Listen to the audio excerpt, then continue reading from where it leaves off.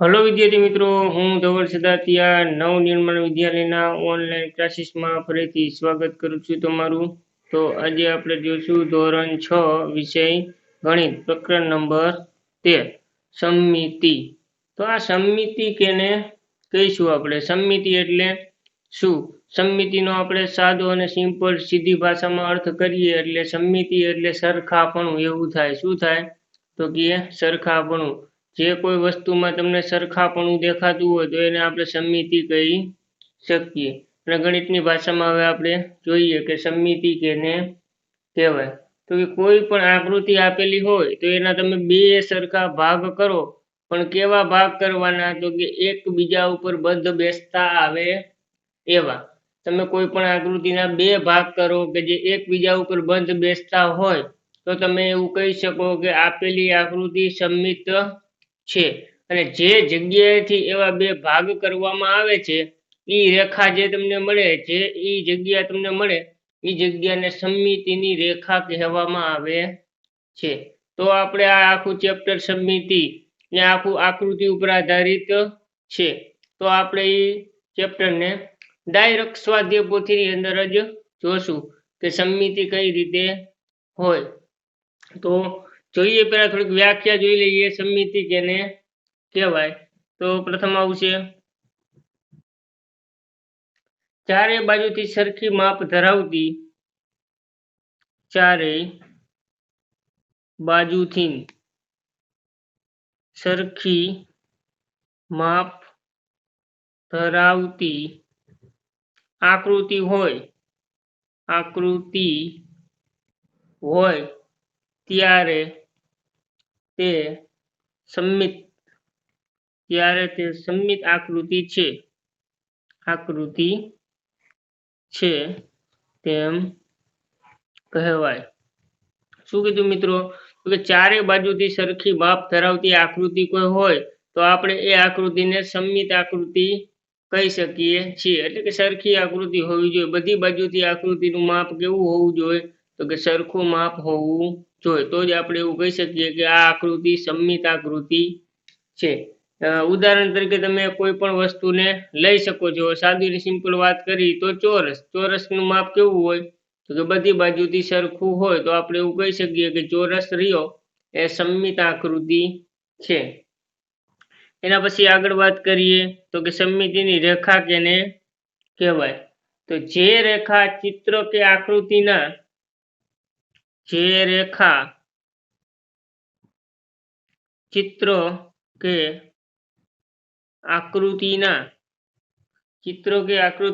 બે સરખા એકબીજા પર બંધ બેસતા ભાગ કરે તે રેખાને સમમિતિની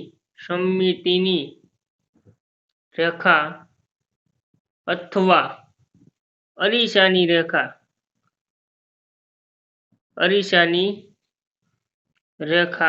કહે છે. મિત્રો શું કીધું આ વ્યાખ્યામાં? કે જે રેખા ચિત્ર કે આકૃતિ આપેલી હોય એના બે સરખા ભાગ કરે એ રેખાને સમમિતિની રેખા અથવા તો અરીસાની રેખા કહેવામાં આવે છે. બે વસ્તુ એક જ છે. તમે સમમિતિની રેખા પણ કહી શકો અને તમે અરીસાની રેખા પણ કહી શકો છો. જોઈએ આપણે તો સમમિતિની રેખાને તૂટક લાઈનથી દર્શાવાય છે. શું કીધું? તો કે તમે જ્યારે સમમિતિની રેખા દર્શાવો આકૃતિની અંદર ત્યારે તમારે તૂટક લાઈનની રેખાથી દર્શાવવાની છે. તૂટક લાઈનની રેખા એટલે કેવી? તો કે આવી આ ટપકાવાળી રેખા હોય અને એને તૂટક લાઈનની રેખા કહેવામાં આવે છે. અને રેખા એટલે બે બાજુ તીર કરવા ફરજિયાત છે. બે બાજુ તીર અને આવી રીતે તૂટક લાઈનની રેખા હોય એનાથી સમમિતિની રેખાને દર્શાવવામાં આવે છે. તો આ હતી સમમિતિની બેઝિક માહિતી. હવે આપણે ડાયરેક્ટ જ આકૃતિમાં જોશું કે આકૃતિની અંદર કઈ રીતે સમમિતિ જોવા મળે છે. તો જોઈએ હવે આકૃતિ. ડાયરેક્ટ સ્વાધ્યાય પોથીની અંદર.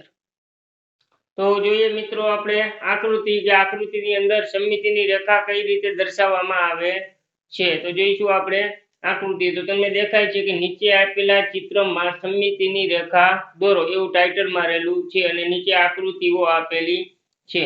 તો આ આકૃતિની આપણે સમમિતિની રેખા દોરવાની છે. હું તમને ફરીથી કહી દઉં કે સમમિતિ કેને કહેવાય કે કોઈ પણ આકૃતિ હોય એના બે એવા સરખા ભાગ કરવાના કે જે એકબીજા ઉપર બંધ બેસતા આવતા હોય તો તમે એની સમમિતિની રેખા શોધી શકો. તો જોઈએ સૌપ્રથમ અહીં ચોરસની આકૃતિ આપેલી છે. તો આ ચોરસને આપણે કાપવાનું છે. એવી કઈ જગ્યાથી કાપી તો તમને બે સરખા એકબીજા ઉપર બંધ બેસતા આવે એવા ભાગ તમને દેખાય. તો તમને ખબર જ છે કે આ ચોરસને તમે એક જેટ આ વચ્ચેથી કાપો તો આ બે ભાગ કેવા થાય સરખા, અને આ ભાગને ઉપાડી અને આ ભાગ ઉપર તમે મૂકો તો એકબીજા ઉપર બંધ બેસતા આવે એવા તમને બે ભાગ મળી જાય. તો પ્રથમ સમમિતિની રેખા આપણે દોરશું એક જેટ વચ્ચેથી. કેવી રેખા દોરવાની તો કે તૂટક રેખા દોરશું આપણે.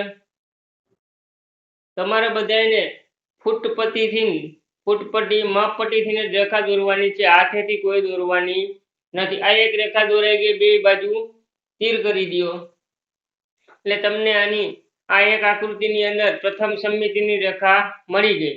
આ ચોરસને તમે એક જેટ વચ્ચેથી કાપો તો તમને બે સરખા ભાગ મળે જે એકબીજા ઉપર બંધ બેસતા આવે એવા હોય. તમે કહી શકો કે આ ચોરસને બીજી કઈ રીતે કાપી શકાય કે જેથી બે સરખા ભાગ બને. તો એક તો આપણે આડું કાપ્યું, એ જ રીતે તમે આને ઊભું પણ કાપી શકો છો તો તમને એક બીજી સમમિતિની રેખા મળશે. કઈ તો કે ઊભી એક જેટ. જોઈએ આપણે.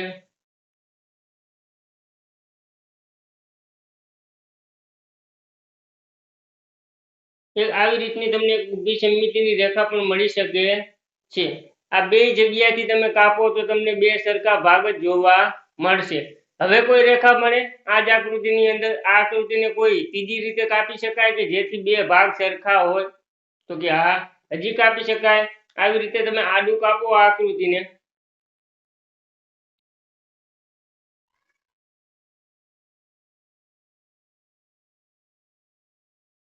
તોય તમને બે સરખા ભાગ જોવા મળે.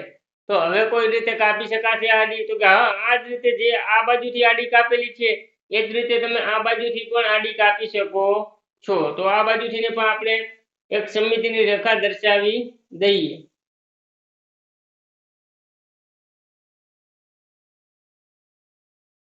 તો હવે તમને બધાને ખબર પડી ગઈ હશે કે સમમિતિની રેખા કઈ રીતે દર્શાવાય. તો તમે અહીં જોઈ શકો કે ચોરસની આકૃતિ આપેલી છે અને આ ચોરસને કેટલી રીતે કાપી શકાય છે તો કે 4 રીતે કાપી શકાય છે. એટલે આ ચોરસની સમમિતિની રેખા કેટલી થઈ તો કે આ સમમિતિની રેખાથી આ ચોરસની અંદર 4 સમમિતિની રેખાઓ આવે. કેટલી રેખા આવી તો કે 1, આ 2, આ 3 અને આ 4. 4 સમમિતિની રેખા તમને ચોરસની અંદર જોવા મળશે. આગળ વધીએ. નેક્સ્ટ આકૃતિ બીજી લંબચોરસની આકૃતિ આપેલી છે. તો લંબચોરસની અંદર કેટલી સમમિતિની રેખાઓ હોય તો તમને ખબર છે ચોરસની જેમ તમે લંબચોરસને એક જેટ વચ્ચેથી કાપો તો તમને બે ભાગ એક સરખા જોવા મળે કે જે આ ભાગને અહીંથી ઉપાડી અને આ ભાગ ઉપર મૂકવામાં આવે તો બે ભાગ સરખા હોય. આપણે એવા જ ભાગ લેશું કે એક ભાગને ઉપાડી અને બીજા ભાગ ઉપર મૂકવામાં આવે તો તમને ઉપરથી એક જ ભાગ દેખાવો જોઈએ. એવા ભાગ હોય તો જ એ સમમિત છે એવું કહેવાય. તો આને આપણે આડી રેખાથી કાપશું.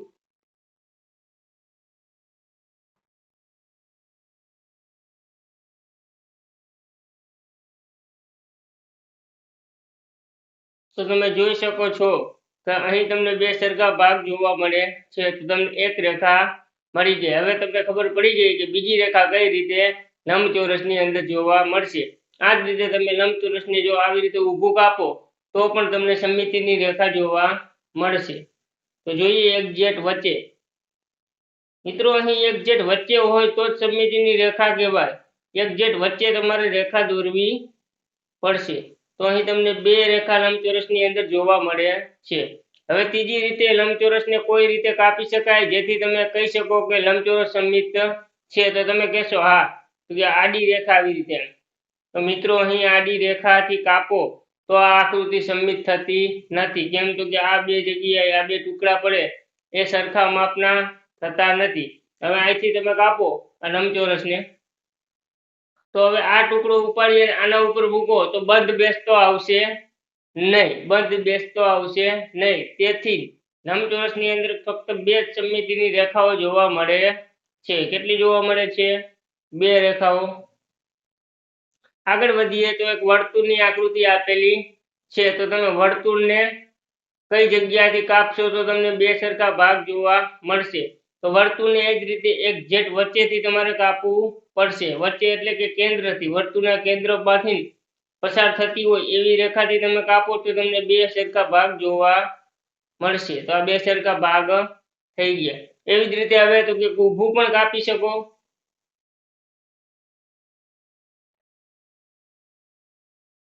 અહીં પણ બે સરખા ભાગ જોવા મળે છે. હવે વર્તુળની અંદર તમે વર્તુળને કોઈ પણ જગ્યાએથી કાપી શકો છો. એટલે વર્તુળની અંદર આ બે ભાગ જોયા. હવે તમે આવી રીતે પણ કાપી શકો, તમે આવી રીતે પણ કાપી શકો, તમે અહીંથી પણ આમ કાપી શકો.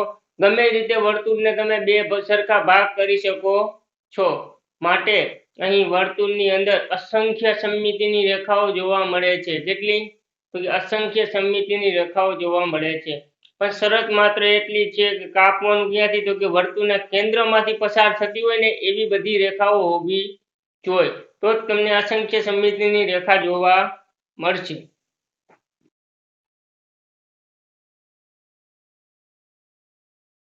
કેટલી રેખા જોવા મળે વર્તુળની અંદર? તો કે વર્તુળની અંદર અસંખ્ય સમમિતિની રેખા જોવા મળે છે. આગળ વધીએ આપણે એક બીજી આકૃતિ આપેલી છે, એક એરો આપેલો છે. હવે આ એરાને કઈ જગ્યાથી કાપવામાં આવે તો તમને બે સરખા ભાગ જોવા મળે. હવે તમે અહીંથી વચ્ચેથી કાપો તો તમને તરત ખબર પડી જાય કે આ ભાગ કેવો છે, લંબચોરસ આવે, આ ભાગ તીરવાળો આવે, એટલે વચ્ચેની રેખા આવશે નહીં. તો આ એરાને માત્ર એક જ જગ્યાએથી કાપી શકાય કે જેથી તમને બે સરખા ભાગ જોવા મળે. કઈ રેખા? તો કે ઊભી રેખા.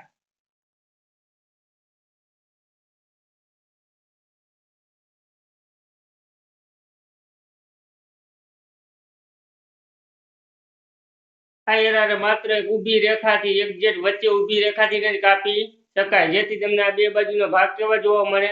સરખા અને એકબીજા ઉપર બંધ બેસતા આવે એવા ભાગ જોવા મળે છે. તો અહીં આ એરાની અંદર સમમિતિની રેખા કેટલી આવશે?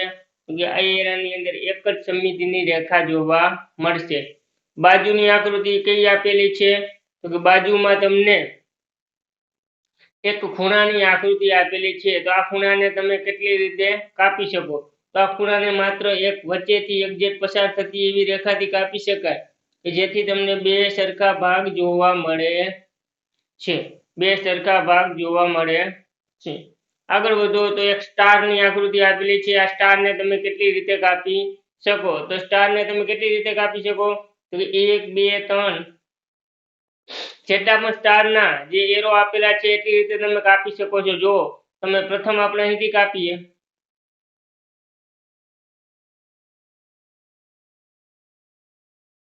આ એક રેખા સમમિતિની આવી ગઈ. બે સરખા ભાગ પાડે છે કે નહીં? તો કે હા. એના પછી બીજી કઈ રીતે? તો કે આ રીતે પણ તમે કાપી શકો. આ પણ બે સરખા ભાગ પાડતી રેખા છે. હવે તો કે ત્રીજી રીતે તમે આવી રીતે પણ કાપી શકો ઊભું.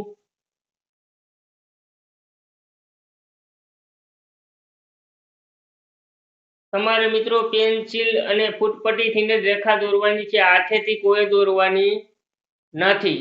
કોઈ પણ આકૃતિ હોય, કોઈ પણ આકૃતિની અંદર તમારે પેન્સિલ અને ફૂટપટ્ટીનો જ ઉપયોગ કરવાનો છે. તો તમે જોઈ શકો કે તમને ત્રીજી રેખા પણ મળી ગઈ. એટલે તમે આ સ્ટારને કેટલી રીતે કાપી શકો? તો કે 3 રીતે તો કાપી શકો, પણ હજી પણ કાપી શકો. તમે જો અહીં વચ્ચેથી પણ તમે કાપી શકો છો. આ એક્ઝેક્ટ અહીંયા વચ્ચેથી, એના પછી એક્ઝેક્ટ અહીંયા વચ્ચેથી,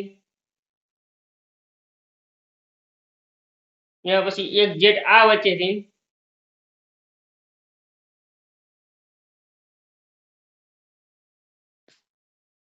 તેથી મિત્રો તમે આ સ્ટારને કેટલી રીતે? તો કે 6 રીતે કાપી શકો છો. મતલબ કે આ સ્ટારની અંદર 6 સમમિતિની રેખાઓ આવેલી છે. મિત્રો તમારે બધી જ રેખાઓ શોધી લેવાની, બધી જ રેખાઓથી વિચારી અને પછી જવાબ આપવાના છે. તો આ હતી સમમિતિની રેખાઓ. જોઈએ આપણે નેક્સ્ટ વિડીયોની અંદર થોડીક નવી આકૃતિઓ કે જે સમમિતિ છે કે નહીં. તો ત્યાં સુધી થેન્ક યુ, આવજો.